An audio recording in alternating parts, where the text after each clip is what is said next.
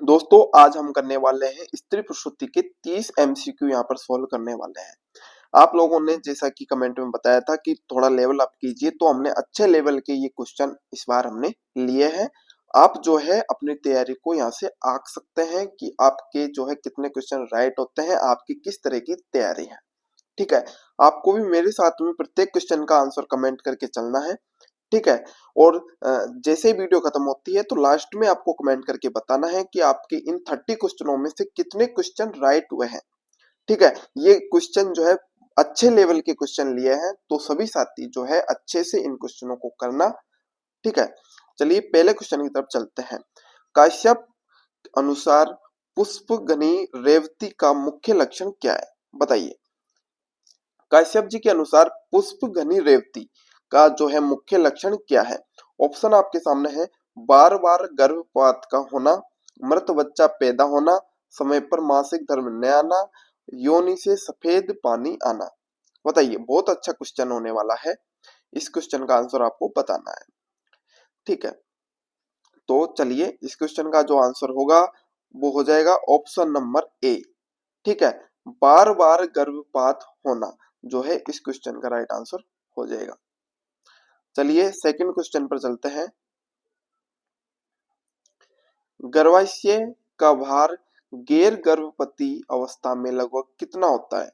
यानी कि जब गर्भवती नहीं होती है, लेडीज प्रेगनेंसी की जो स्थिति होती है उसमें नहीं होती है, उससे पहले जो यूट्रस है उसका भार पूछा है इसने। बताइए, 30 ग्राम होता है, 60 ग्राम होता है, 100 ग्राम होता है या फिर 500 ग्राम होता है। बताइए, यूट्रस का भार पूछा है इसने आपसे प्रेगनेंसी होने से पहले,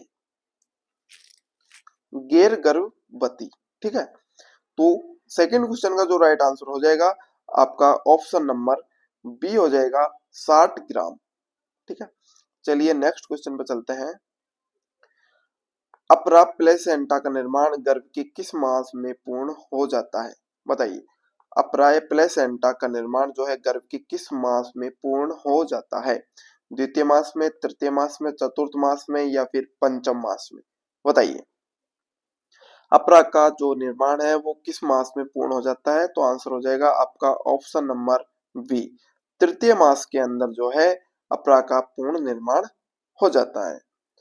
चलिए नेक्स्ट क्वेश्चन पर हम चलते हैं।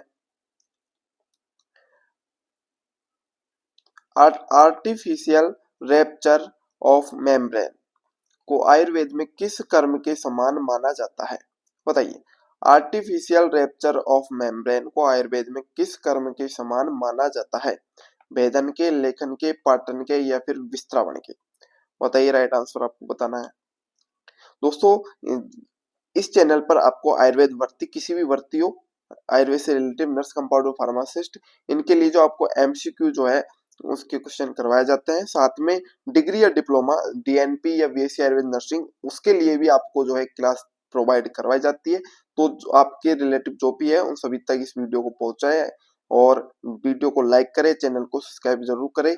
ठीक है, ऐसे क्वेश्चन हम आपके लिए लाते रहेंगे तब तक आपकी एग्जाम नहीं हो जाती है। तो आप सभी साथी हमारे साथ जुड़कर अपनी तैयारी को जो है आंक सकते हो, अपनी तैयारी को देख सकते हो। ठीक है, तो इस क्वेश्चन का जो है आपका राइट आंसर हो जाएगा ऑप्शन नंबर ए, भेदन। भेदन को बोलते हैं। ठीक है, चलिए नेक्स्ट क्वेश्चन आपका आता है। आचार्य चरक के अनुसार अष्ट आर्तव दृष्टि में कौन सी दृष्टि असाध्य मानी जाती है। जो अष्ट आर्तव दृष्टि होती है उसमें कौन सी दृष्टि को असाध्य माना जाता है। कुणपगंधी को, ग्रंथिभूत पुएनिव या मूत्र पुरुष गंधी। बताइए, कौन सी दृष्टि है उस जिसको असाध्य माना जाता है, कौन सी दुष्टि। ठीक है, असाध्य माना जाता है यानी जो ठीक नहीं होती। तो क्वेश्चन नंबर 5 का जो है आपका राइट आंसर क्या हो जाएगा, ऑप्शन नंबर डी हो जाएगा। मूत्र पुरुष गंधी को असाध्य दुष्टि माना जाता है, दृष्टि या दुष्टि। ठीक है, चलिए नेक्स्ट क्वेश्चन है क्वेश्चन नंबर 6। प्री एक्लैम्प्सिया का प्रमुख लक्षण क्या है।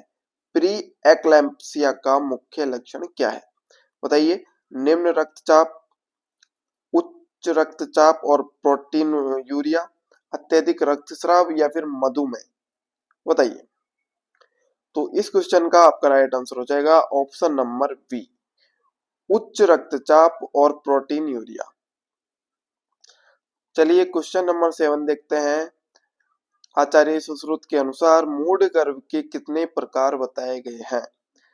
ऑप्शन है 2, 4, 8 या फिर 3। बताइए। आचार्य सुश्रुत के अनुसार आपको मूढ़ गर्भ के प्रकार बताने हैं। तो इस क्वेश्चन का राइट आंसर आपका हो जाएगा ऑप्शन नंबर बी, मूढ़ गर्भ 4 प्रकार का बताया गया है। कील, प्रतिखुर, परिध और विचक, ये 4 प्रकार जो है मूढ़ गर्भ के बताए हैं आचार्य सुश्रुत जी ने। चलिए नेक्स्ट क्वेश्चन आता है आपका, योनि व्यापद की कुल संख्या कितनी है? बताइए। योनि व्यापदों की कुल संख्या 10, 15, 20 या फिर 25? बताइए राइट आंसर क्या हो जाएगा। योनि व्यापदों की कुल संख्या बतानी है, 10, 15, 20 या फिर 25। तो इस क्वेश्चन का आपका जो है राइट आंसर हो जाएगा ऑप्शन नंबर सी, 20। योनि व्यापद कितने होते हैं? 20।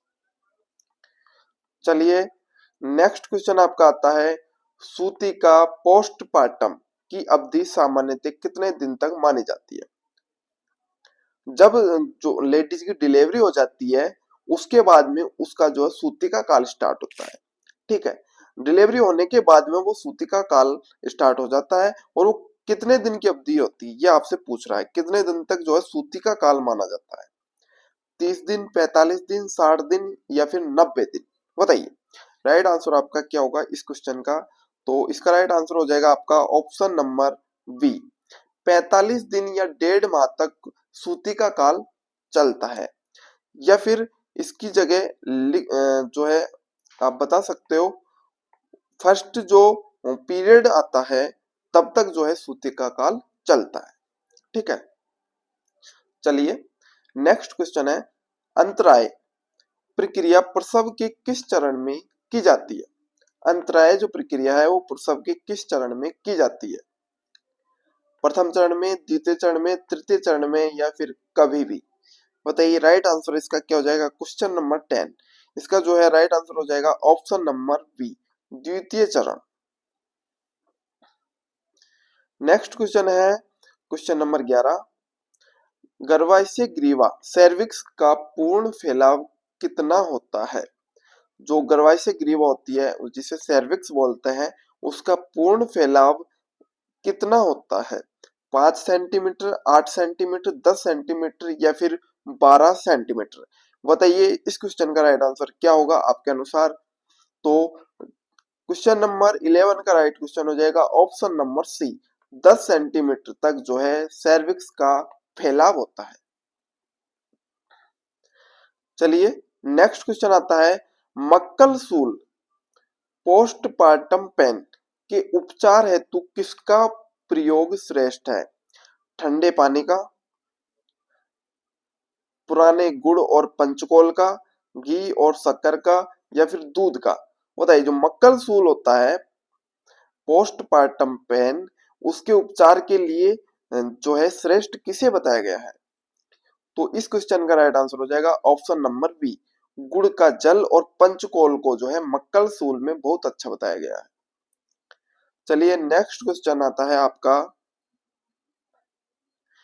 एमनियोटिक द्रव, एमनियोटिक द्रव का रंग गोल्डन होने पर क्या संकेत मिलता है?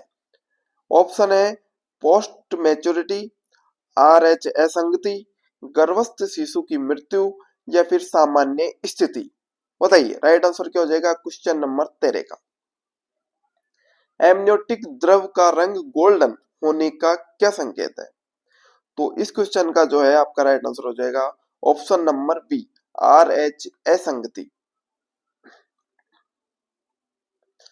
चलिए आगे चलते हैं, क्वेश्चन नंबर 14 आता है हमारा, अकाल प्रसव किसे कहते हैं? बताइए अकाल प्रसव किसे कहते हैं? 37 सप्ताह से पहले, 40 सप्ताह के बाद, 30 सप्ताह से पहले या फिर 28 सप्ताह के बाद? अकाल प्रसव प्री टर्म लेबर, यानी जो डिलीवरी होती है वो किस समय होती है उसे अकाल प्रसव कहते हैं। यानी बिना समय के ही डिलीवरी होना किसे माना जाता है? बताइए।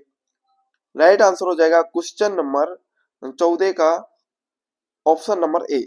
यदि 37 सप्ताह से पहले डिलीवरी हो जाती है तो उसे अकाल प्रसव माना जाता है। चलिए क्वेश्चन नंबर 15 है। आचार्य सुश्रुत के अनुसार गर्भ का कौन सा अंग मात्रज भाव है? बताइए। आचार्य सुश्रुत के अनुसार गर्भ का कौन सा अंग मात्रज भाव है? यकृत पिलिया, अस्थि, केश श्मश्रु या फिर इंद्रिया? बताइए। आचार्य सुश्रुत के अनुसार गर्भ का कौन सा अंग मात्रज भाव के अंतर्गत आएगा? यकृत पिलिया, अस्थि, केश श्मश्रु या फिर इंद्रिया? बताइए। राइट आंसर क्वेश्चन नंबर 15 का। तो क्वेश्चन नंबर 15 का राइट आंसर हो जाएगा ऑप्शन नंबर ए, यकृत और पिलिया। जो कोमल अंग होते हैं दोस्तों, हमारे शरीर के जो भी कोमल अंग होते हैं वो मात्रज के अंदर आते हैं, मात्रज भाव के अंदर आते हैं। चलिए नेक्स्ट क्वेश्चन है, स्तन्य किसका उपधातु है? बताइए। स्तन्य किसका उपधातु है? रक्त का, मांस का, रस का या फिर मज्जा का? बताइए। स्तन्य किसका उपधातु है? तो इस क्वेश्चन का जो है आपका राइट आंसर हो जाएगा ऑप्शन नंबर सी, रस का। रस धातु का उपधातु है स्तन्य। चलिए नेक्स्ट क्वेश्चन है, योनिकंद कितने भेद होते हैं? योनिकंद के कितने भेद होते हैं? 2, 4, 5 या फिर 3? बताइए। राइट आंसर आपको बताना है योनिकंद के कितने भेद होते हैं। तो इस क्वेश्चन का राइट आंसर हो जाएगा ऑप्शन नंबर बी, 4। 4 प्रकार के योनिकंद होते हैं। चलिए नेक्स्ट क्वेश्चन आपका आता है, गर्भस्राव किस माह तक माना जाता है? बताइए। अबॉर्शन किस माह तक माना जाता है? तृतीय मास तक, चतुर्थ मास तक, षष्ठ मास तक या फिर अष्ट मास तक? बताइए। गर्भस्राव किस माह तक माना जाता है? तृतीय मास तक, चतुर्थ मास तक, षष्ठ मास तक या फिर अष्टम मास तक? तो इस क्वेश्चन का जो है आपका राइट आंसर हो जाएगा ऑप्शन नंबर बी, चतुर्थ मास तक। इसके बाद गर्भपात कहलाता है। यदि चतुर्थ मास तक गर्भस्राव हो जाता है, गर्भ किसी भी तरीके से, किसी भी विकृति या किसी भी कारण से बाहर आ जाता है, तो वो गर्भस्राव के अंतर्गत आता है। चतुर्थ मास तक यदि वो बाहर आ जाता है तो। यदि चतुर्थ मास के बाद में यदि गर्भ जो है यूट्रस से बाहर आ जाता है किन्हीं भी कारणों से, तो वो गर्भपात कहलाता है। ठीक है। भ्रूण की धड़कन डॉपलर द्वारा कब सुनी जाती है? बताइए। जो भ्रूण होता है, फीटल होता है, उसकी धड़कन जो हार्ट साउंड होती है वो कब सुनी जाती है? बताइए। 6 सप्ताह, 10 से 12 सप्ताह, 20 सप्ताह या फिर 24 सप्ताह? कब सुनी जाती है? तो इसका राइट आंसर हो जाएगा ऑप्शन नंबर बी, 10 से 12 सप्ताह। लोचिया का सामान्य स्राव कितने दिनों तक रहता है? बताइए। लोचिया का सामान्य स्राव कितने दिनों तक रहता है? 5 दिन, 10 दिन, 15 से 21 दिन या फिर 40 दिन? बताइए। लोचिया का जो स्राव होता है वो सामान्यतः कितने दिन तक चलता है? तो इस क्वेश्चन का राइट आंसर हो जाएगा ऑप्शन नंबर सी, 15 से 21 दिन तक लोचिया का जो है सामान्य स्राव चलता है। नेक्स्ट क्वेश्चन है, उपविष्टक गर्भ का कारण क्या है? बताइए। उपविष्टक गर्भ का कारण क्या है? वायु का प्रकोप, अत्यधिक रक्तस्राव, कफ की वृद्धि या अत्यधिक उपवास? बताइए। उपविष्ट का जो है इसने आपसे कारण पूछा है, तो राइट आंसर हो जाएगा ऑप्शन नंबर बी, अत्यधिक रक्तस्राव होना। ठीक है। नेक्स्ट क्वेश्चन है, प्रसव की तृतीय अवस्था, थर्ड स्टेज किससे संबंधित है? बच्चे के जन्म से, अपर प्लेसेंटा के बाहर निकलने से, सर्विक्स के खुलने से या गर्भाशय के संकुचन से? बताइए। प्रसव की जो तृतीय अवस्था होती है दोस्तों, प्रसव की आपको पता होना चाहिए 3 अवस्था होती है, फर्स्ट, थर्ड और सेकंड। फर्स्ट, सेकंड और थर्ड, ये प्रसव की 3 अवस्थाएं होती है। इसके अंदर ये पूछ रहा है कि तृतीय जो अवस्था है वो किससे संबंधित है? तो इस क्वेश्चन का जो राइट आंसर हो जाएगा आपका ऑप्शन नंबर बी हो जाएगा, अपरा के बाहर निकलने से। ठीक है। जब अपरा बाहर निकल जाती है तो वो तृतीय स्टेज के अंतर्गत आती है। बच्चे का जन्म कब होता है बताइए? बच्चे का जन्म सेकंड स्टेज के अंतर्गत हो जाता है। सेकंड स्टेज के अंतर्गत जो है बच्चे का जन्म हो जाता है। और सर्विक्स का खुलना और गर्भाशय का संकुचन ये जो है फर्स्ट स्टेज के अंदर होता है। ठीक है, चलिए फलग्रंथ का मुख्य संकेत क्या है? फलग्रंथ का मुख्य संकेत क्या है? वंध्यत्व, ज्वर, कुष्ठ या फिर प्रमेह? बताइए फलग्रंथ का मुख्य संकेत। तो इस क्वेश्चन का राइट आंसर हो जाएगा ऑप्शन नंबर ए, वंध्यत्व। चलिए नेक्स्ट क्वेश्चन है, आचार्य चरक के अनुसार गर्भ का कलर किस पर निर्भर करता है? आचार्य चरक के अनुसार गर्भ का जो वर्ण होता है, कलर होता है, वो किस पर निर्भर करता है? तेजस धातु पर, माता के हार पर, काल पर या उपयुक्त सभी? बताइए क्वेश्चन नंबर 24 का राइट आंसर हो जाएगा ऑप्शन नंबर डी, उपयुक्त सभी।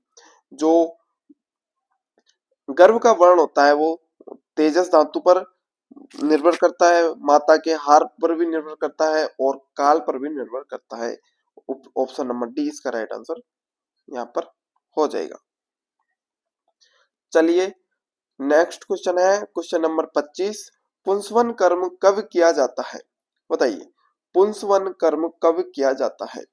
गर्भावस्था के 2 माह के बाद, गर्भ व्यक्त होने से पूर्व, 2 से माह में, 2 से 3 माह में, 5वें माह में या जन्म के तुरंत बाद? जो पुंसवन कर्म करवाया जाता है वो कब करवाया जाता है ये पूछ रहा है। तो इसका राइट आंसर हो जाएगा गर्भ व्यक्त होने से पूर्व। जब स्त्री गर्भिणी होती है उससे पहले ही पुंसवन कर्म करवाया जाता है। अर्टिका या प्रसव के दौरान तेज दर्द के लिए कौन सा इंजेक्शन दिया जाता है? बताइए प्रसव के दौरान जब तेज दर्द होता है तो कौन सा इंजेक्शन देते हैं? ऑक्सीटोक्सिन का, इंसुलिन का, विटामिन के का या फिर कैल्शियम का? बताइए राइट आंसर क्या हो जाएगा? तो राइट आंसर इस क्वेश्चन का हो जाएगा आपका ऑप्शन नंबर ए, ऑक्सीटोसिन का जो है इंजेक्शन दिया जाता है। क्वेश्चन नंबर 27 है, अपरा प्लेसेंटा का वजन गर्भ के वजन का कितना भाग होता है? अपरा प्लेसेंटा का जो वजन होता है दोस्तों वो गर्भ वजन के कितने भाग होता है? 1/2, 1/4, 1/6 या फिर 1/10? बताइए 27 जो क्वेश्चन है उसका राइट आंसर हो जाएगा ऑप्शन नंबर सी, 1/6। चलिए मूढ़ गर्भ की चिकित्सा में श्रेष्ठ शस्त्र कर्म कौन सा है? बताइए आहरण, छेदन, वेदन या फिर भेदन? क्वेश्चन नंबर 28 का जो राइट आंसर है आपको कमेंट में बता के जाना है। मूढ़ गर्भ की चिकित्सा में श्रेष्ठ शस्त्र कर्म कौन सा है? आहरण है, छेदन है, वेदन है या फिर भेदन है? जैसे वीडियो खत्म होगी उसके बाद में आपको कमेंट में जरूर बताना है क्वेश्चन नंबर 28 का राइट आंसर। ठीक है, और साथ में आपको बताना है कितने क्वेश्चन आपके राइट होते हैं 30 क्वेश्चनों में से। ठीक है, इसका राइट आंसर आपको दिख गया है ऑप्शन नंबर ए, हारण। ठीक है, जो 28 नंबर का क्वेश्चन है इसका मैंने जो है छुपाया नहीं था। चलिए कोई बात नहीं, मैं 30 नंबर का जो क्वेश्चन है वो आपको करने को दूंगा, उसका आंसर आपको बताना है। ठीक है, लोचिया एल्वा का रंग कैसा होता है? लाल, गुलाबी, पीला, सफेद या फिर हरा? बताइए लोचिया एल्वा का रंग कैसा होता है? बताइए। तो इस क्वेश्चन का जो राइट आंसर हो जाएगा ऑप्शन नंबर सी, पीला और सफेद जो लोचिया एल्वा का रंग होता है। इस वीडियो का अंतिम क्वेश्चन है और इसका जो आंसर है वो मैं आपके लिए छोड़ने वाला हूं। इसका क्वेश्चन का जो आंसर है आपको कमेंट में जरूर बताना है। प्रसव के बाद गर्भाशय का पुनः अपनी स्थिति में आना क्या कहलाता है? बताइए जब प्रसव हो जाता है, डिलीवरी हो जाती है, उसके बाद में जो गर्भाशय अपनी स्थिति में पुनः आता है तो उसे क्या कहते हैं? इवोल्यूशन, इन्वोल्यूशन, ओव्यूलेशन या फिर डायलेशन? बताइए इस क्वेश्चन का आंसर आपको कमेंट में बताना है। ठीक है, प्रसव के बाद में जब गर्भाशय पुनः अपनी स्थिति में आता है तो उसे क्या कहते हैं? इवोल्यूशन कहते हैं, इन्वोल्यूशन कहते हैं, ओव्यूलेशन कहते हैं या फिर डायलेशन कहते हैं? ठीक है, साथ ही जो है आप सभी साथी जो है इसी तरह हमें सपोर्ट करते रहे और वीडियो को लाइक करना ना भूले साथियों। हम आपके लिए जो है अच्छा से अच्छा कंटेंट लाने की कोशिश करते हैं। आप कमेंट में बताइए किस तरह के क्वेश्चन चाहिए, किस टॉपिक पे आपको चाहिए, किस सब्जेक्ट से आपको क्वेश्चन चाहिए, वो सारी जो है आपकी चीजें कर दी जाएगी। आप कमेंट में जरूर बताकर जाना। ठीक है साथियों, नमस्कार।